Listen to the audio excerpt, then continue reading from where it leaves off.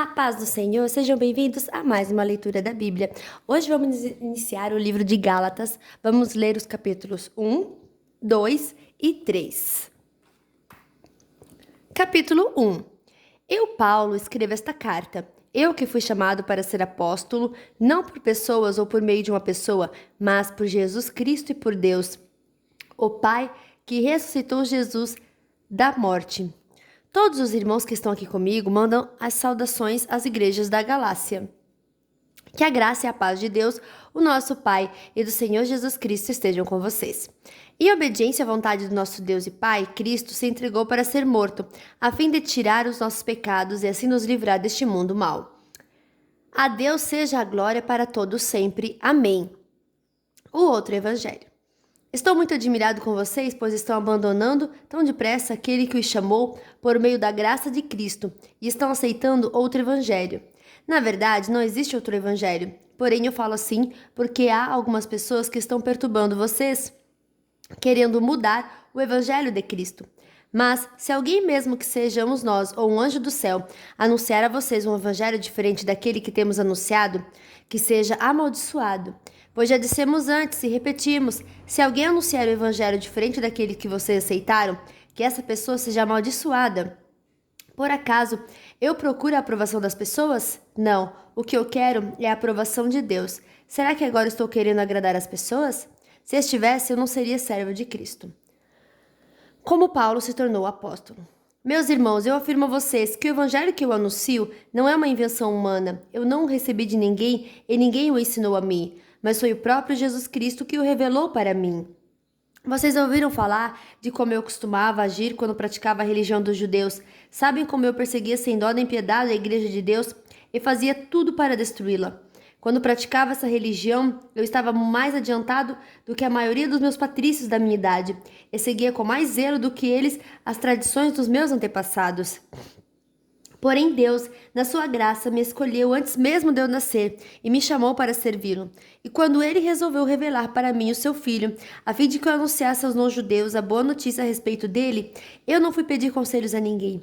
E também não fui até Jerusalém para falar com aqueles que eram apóstolos antes de mim. Pelo contrário, fui para a região da Arábia e depois voltei para Damasco. 3 anos depois, fui até Jerusalém para pedir informações a Pedro, e fiquei 2 semanas com ele, e não falei com nenhum outro apóstolo, a não ser com Tiago, irmão do Senhor. O que estou escrevendo a vocês é verdade. Deus sabe que não estou mentindo. Depois fui para as regiões da Síria e da Cilícia. Durante esse tempo, as pessoas das igrejas da Judeia não me conheciam pessoalmente. Elas somente tinham ouvido o que os outros diziam. Aquele que antes nos perseguia está anunciando agora a fé que no passado tentava destruir, e louvavam a Deus por minha causa. Capítulo 2. Paulo e os outros apóstolos. 14 anos depois, eu voltei para Jerusalém com Barnabé e levei Tito comigo. Voltei para lá porque Deus me revelou o que eu devia fazer. Ali, numa reunião particular com os líderes da igreja, eu expliquei a eles a mensagem do evangelho que anuncio aos não-judeus. Eu não queria que o trabalho que eu tinha feito e estava fazendo fosse um trabalho perdido. Tito estava comigo, mas ele não foi obrigado a circuncidar-se, embora ele não seja judeu. Porém, alguns tinham se juntado ao nosso grupo, fazendo de conta que eram irmãos na fé, e queriam circuncidá-lo. Eram homens que tinham entrado para o grupo como espiões, a fim de espiar a liberdade que temos por estarmos unidos com Cristo Jesus. E para nos tornar escravos de novo. Mas em nenhum momento nós cedemos, pois queríamos que vocês tivessem um verdadeiro evangelho. E aqueles que parecem ser os líderes da igreja, digo isso porque para mim não importa o que eles eram, pois Deus não julga pela aparência, aqueles líderes, repito, não me deram nenhuma ideia nova. Pelo contrário, eles viram que Deus me tinha dado a responsabilidade de anunciar o evangelho aos não-judeus, assim como tinha dado a Pedro a responsabilidade de anunciá-lo aos judeus. Pois pelo poder de Deus fui feito apóstolo para anunciar o evangelho aos não-judeus, assim como Pedro foi feito apóstolo para anunciar o evangelho aos judeus. Por isso Tiago, Pedro e João, que eram considerados líderes da igreja, reconheceram que Deus tinha me dado essa tarefa especial. E como sinal de que éramos todos companheiros, eles deram a mim e a Barnabé um aperto de mãos. E todos nós combinamos que eu e Barnabé iríamos trabalhar entre os não-judeus e eles entre os judeus. Eles nos pediram só uma coisa, que lembrássemos dos pobres das igrejas deles, e isso eu sempre tenho procurado fazer.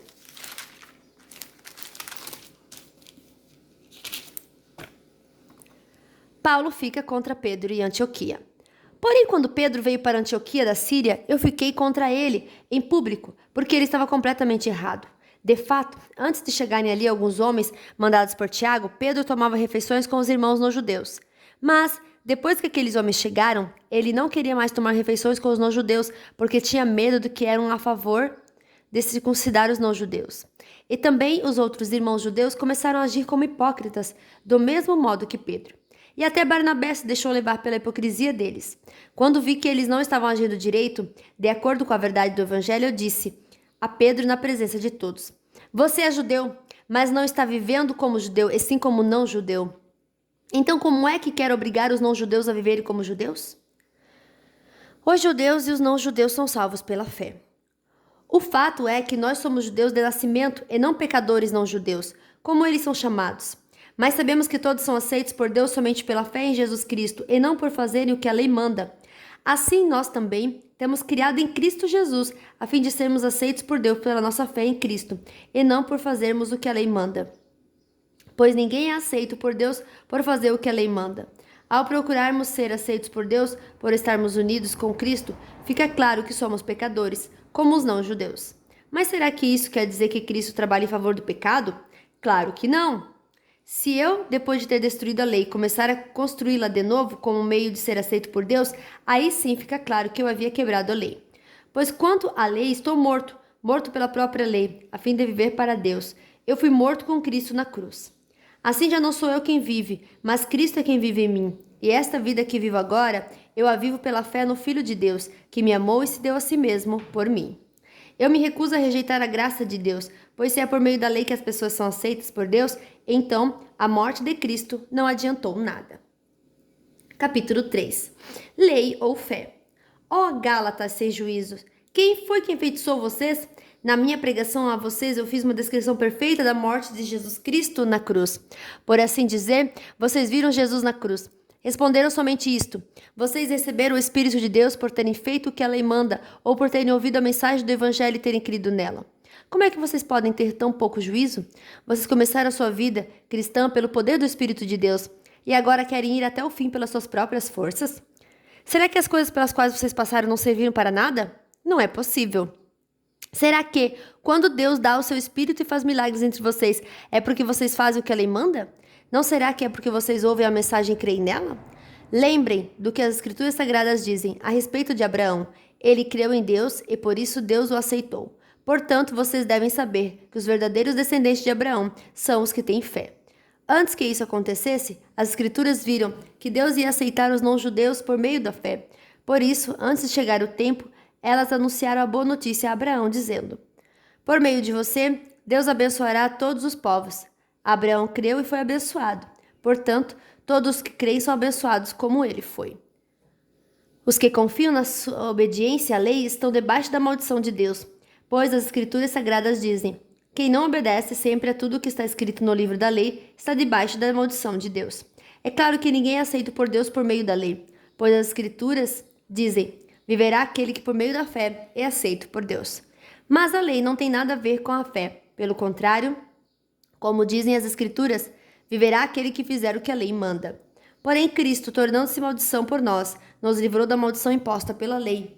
Como dizem as Escrituras, maldito todo aquele que for pendurado numa cruz. Cristo fez isso para que a bênção que Deus prometeu a Abraão seja dada por meio de Cristo Jesus aos não-judeus, e para que todos nós recebamos, por meio da fé, o Espírito que Deus prometeu. A lei e a promessa. Meus irmãos, vou usar um exemplo da vida diária. Quando duas pessoas combinam alguma coisa e assinam um contrato, ninguém pode quebrá-lo ou acrescentar qualquer coisa a ele, pois Deus fez as suas promessas a Abraão e ao seu descendente. Quando as Escrituras dizem que Deus faz as suas promessas a Abraão e a sua descendência, elas não querem dizer que se trata de muitas pessoas, mas de uma só, isto é, Cristo. O que eu quero dizer é o seguinte: Deus fez uma aliança com Abraão e prometeu cumpri-la. A lei que foi dada 430 anos depois. Não pode quebrar aquela aliança, nem anular a promessa de Deus. Porque se aquilo que Deus dá depende da lei, então o que ele dá já não depende da sua promessa. Mas o que Deus deu a Abraão, ele deu porque havia prometido. Então, por que foi dada a lei? Ela foi dada para mostrar as coisas que são contra a vontade de Deus. A lei devia durar até que viesse o descendente de Abraão, pois a promessa foi feita a esse descendente. A lei foi entregue por anjos e um homem serviu de intermediário. Porém, não é preciso haver intermediário quando está falando de uma só pessoa, e Deus é um só. O objetivo da lei. Será que isso quer dizer que a lei é contra as promessas de Deus? É claro que não, porque se tivesse sido dada uma lei que pudesse dar vida às pessoas, então elas seriam aceitas por Deus por obedecerem a ela. Porém, as Escrituras Sagradas afirmam que o mundo inteiro está dominado pelo pecado. E isso para que as pessoas que creem recebam o que Deus promete aos que têm fé em Jesus Cristo. Mas antes que chegasse o tempo da fé e nós éramos prisioneiros da lei, até que fosse revelada a fé que devia vir.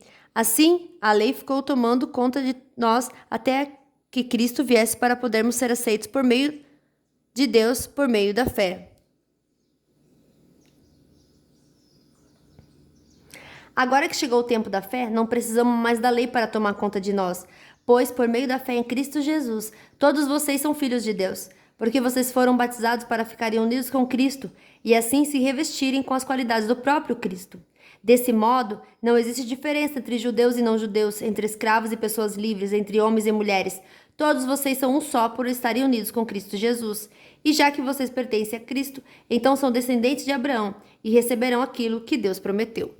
Fim da nossa leitura de hoje. Que Deus abençoe a sua vida poderosamente e até amanhã. Tchau!